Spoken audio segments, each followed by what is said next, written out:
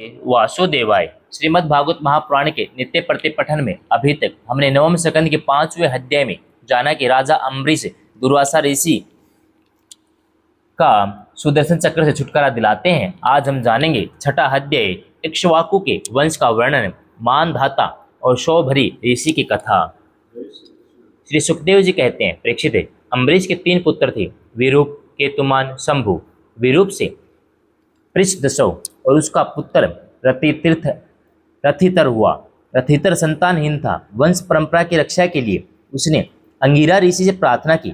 उन्होंने उसकी पत्नी से ब्रह्म तेज से संपन्न कई पुत्र उत्पन्न किए। यद्यपि वे सब रथितर की भार्या से उत्पन्न हुए थे, इसलिए इनका गोत्र वही होना चाहिए जो रथितर का था। फिर भी वे अंगिरस ही कहलाए। ये ही रथितर वंशियों के परवर कुल में सर्वश्रेष्ठ पुरुष कहलाए, क्योंकि ये क्षत्रोपेत ब्राह्मण थे। क्षत्रिय और ब्राह्मण दोनों गोत्रों से इनका संबंध था। परीक्षित, एक बार मनु जी के छींकने पर उनकी नासिका से इक्ष्वाकु नाम का पुत्र उत्पन्न हुआ। इक्ष्वाकु के 100 पुत्र थे। उनमें सबसे बड़े 3 थे, विक्षुकी, निमि, दंडक। परीक्षित, उनसे छोटे 25 पुत्र आर्यावर्त के पूर्व भाग के और 25 पश्चिम भाग के तथा उपयुक्त 3 मध्य भाग के अधिपति हुए। शेष 47 दक्षिण आदि अन्य प्रांतों के अधिपति हुए। एक बार राजा इक्ष्वाकु ने अष्ट का श्राद्ध के समय अपने बड़े पुत्र को आज्ञा दी, भिक्षुके, शीघ्र ही जाकर श्राद्ध के योग्य पवित्र पशुओं का मांस लाओ। वीर भिक्षुक ने बहुत अच्छा कहकर वन की यात्रा की। वहाँ उसने श्राद्ध के योग्य बहुत से पशुओं का शिकार किया। वह थक तो गया ही था, भूख भी लगाई थी, इसलिए यह बात भूल गया कि श्राद्ध के मारे हुए पशु को स्वयं नहीं खाना चाहिए। उसने एक खरगोश खा लिया। वृक्षके ने बचा हुआ मांस लाकर अपने पिता को दिया। इक्ष्वाकु ने अब अपने गुरु से उसे प्रोक्षण करने के लिए कहा। तब गुरुजी ने बताया, यह मांस तो दूषित व श्राद्ध के अयोग्य है। परीक्षित, गुरुजी के कहने पर राजा इक्ष्वाकु को अपने पुत्र के करतूत का पता चल गया। उन्होंने शास्त्रीय विधि का उल्लंघन करने वाले पुत्र को क्रोधवश अपने देश से निकाल दिया। तदनंतर राजा इक्ष्वाकु ने अपने गुरुदेव वशिष्ठ से ज्ञान विषय चर्चा की। फिर योग के द्वारा शरीर का परित्याग करके उन्होंने परम पद प्राप्त किया। पिता का देहांत हो जाने पर विक्षुकी अपनी राजधानी में लौट आया। इस पृथ्वी का शासन करने लगा। उसने बड़े बड़े यज्ञों से भगवान की आराधना की। संसार में सुषाद के नाम से प्रसिद्ध हुआ। विक्षुकी के पुत्र का नाम था पुरंजय।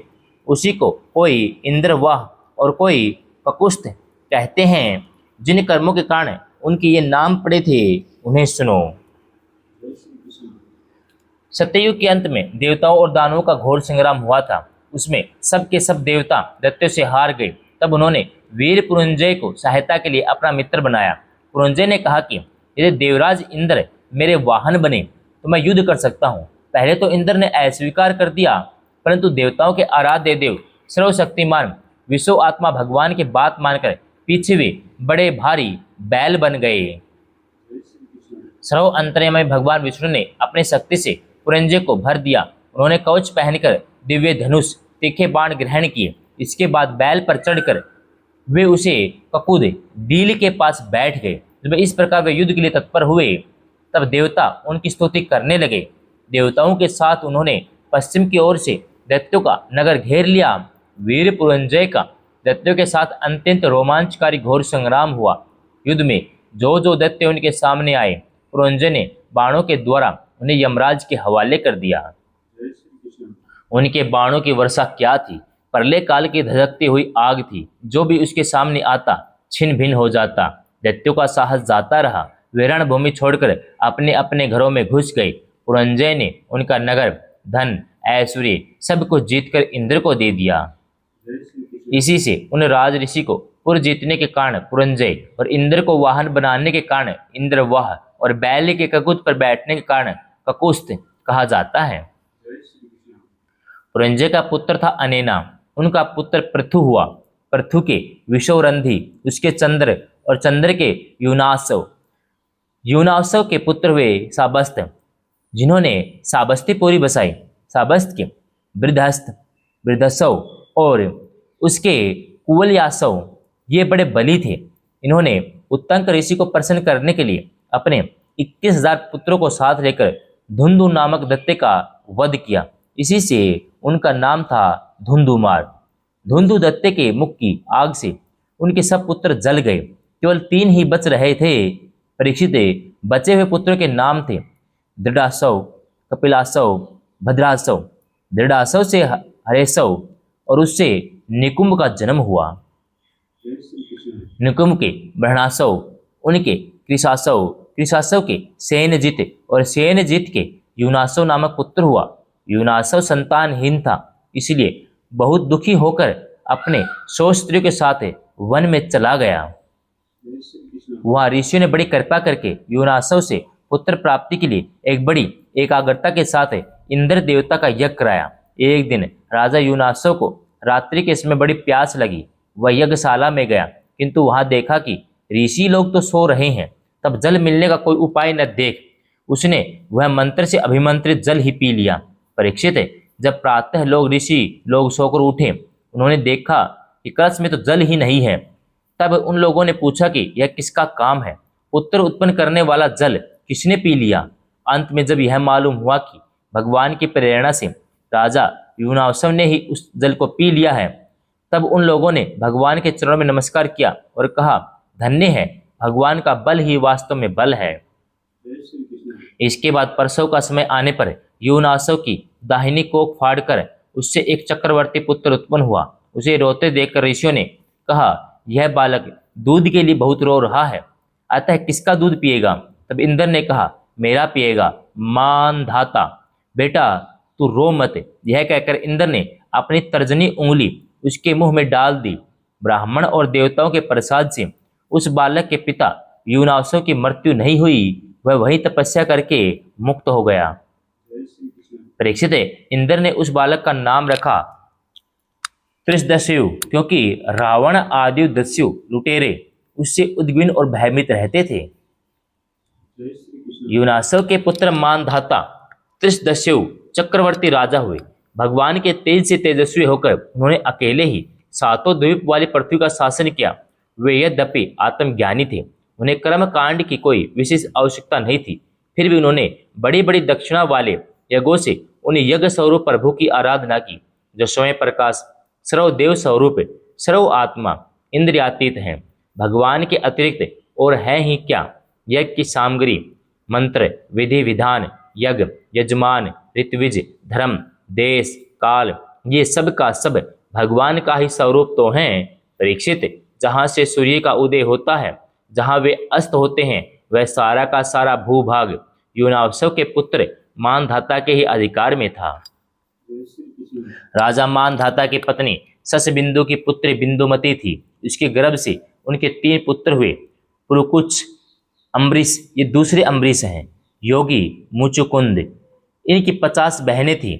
उन 50 ने अकेले सौभरी ऋषि को पति के रूप में वर्ण किया। परम तपस्वी सौभरी जी एक बार यमुना जल में डुबकी लगाकर तपस्या कर रहे थे। वहां उन्होंने देखा कि एक मत्स्य राज अपनी पत्नियों के साथ बहुत सुखी हो रहा है। उसके इस सुख को देखकर ब्राह्मण सौभरी के मन में भी विवाह करने की इच्छा जग उठी।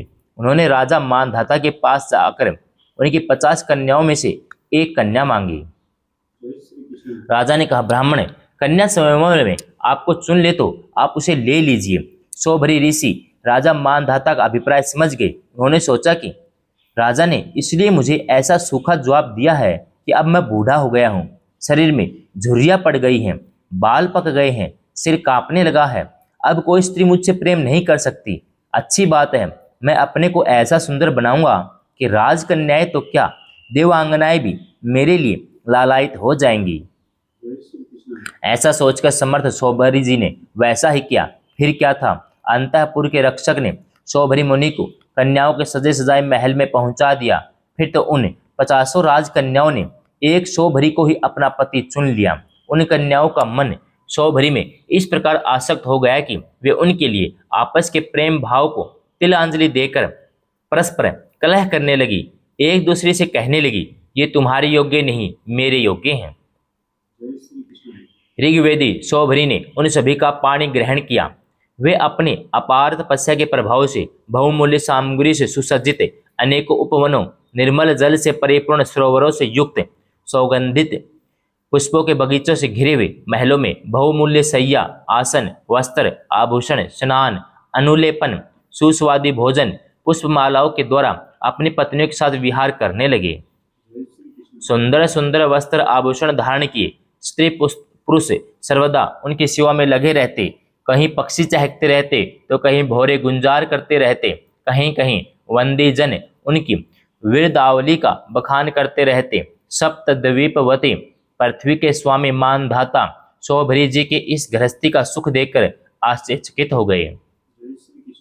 उनका यह गर्व कि मैं सार्वभौम संपत्ति का स्वामी हूँ जाता रहा। इस प्रकार सौभरी जी की गृहस्थी के सुख में रम गए। अपने निरोग इंद्रियों से अनेकों विषयों का सेवन करते रहे, फिर भी जैसे घी की बूंदों से आग तृप्त नहीं होती, वैसे ही उन्हें संतोष नहीं हुआ।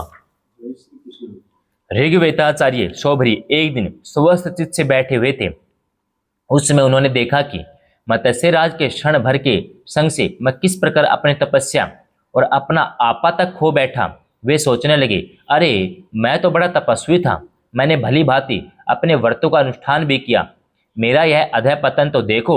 मैंने दीर्घ काल से अपने ब्रह्म तेज को अक्षुण्ण रखा था, परंतु जल के भीतर विहार करती हुई एक मछली के संसर्ग से मेरा वह ब्रह्म तेज नष्ट हो गया। अतः जिसे मोक्ष की इच्छा है उस पुरुष को चाहिए कि वह भोगी प्राणियों का संग सर्वथा छोड़ दे और एक क्षण के लिए भी अपनी इंद्रियों को बहिर्मुखी न होने दे। अकेला ही रहे, एकांत में अपने चित्त को सर्वशक्तिमान भगवान में लगा दे। यदि संग करने की आवश्यकता ही है हो तो भगवान के अनन्य प्रेमी निष्ठावान महात्माओं का संग करे। मैं पहले एकांत में अकेला ही तपस्या में संलग्न था, फिर जल में मछली का संग होने से विवाह करके 50 हो गया, फिर संतानों के रूप में 5000। विषयों में सत्य बुद्धि होने से माया के गुणों ने मेरी बुद्धि हर ली। अब तो लोक और परलोक के संबंध में मेरा मन इतनी लालसाओं से भर गया कि मैं किसी तरह उनका पार नहीं पाता। इस प्रकार विचार करते हुए वे कुछ दिनों तक घर में ही रहे, फिर विरक्त होकर उन्होंने संन्यास ले लिया। वे वन में चले गए। अपने पति को सर्वस्व मानने वाली उनकी पत्नियों ने भी उनके साथ ही वन की यात्रा की। वहां जाकर परम संयमी सौभरी जी ने बड़ी घोर तपस्या की, शरीर को सुखा दिया। आह्वनीय आदि अग्नियों के साथ ही अपने आप को परमात्मा में लीन कर दिया। परीक्षित उनकी पत्नियों ने जब अपने पति सौभरी मुनि को आध्यात्मिक गति देखी, तब जैसे ज्वालाएं शांत अग्नि में लीन हो जाती हैं, वैसे ही वे उनके प्रभाव से क्षति होकर उन्हीं में लीन हो गई, उन्हीं की गति को प्राप्त हुई। ओम नमो भगवते वासुदेवाय।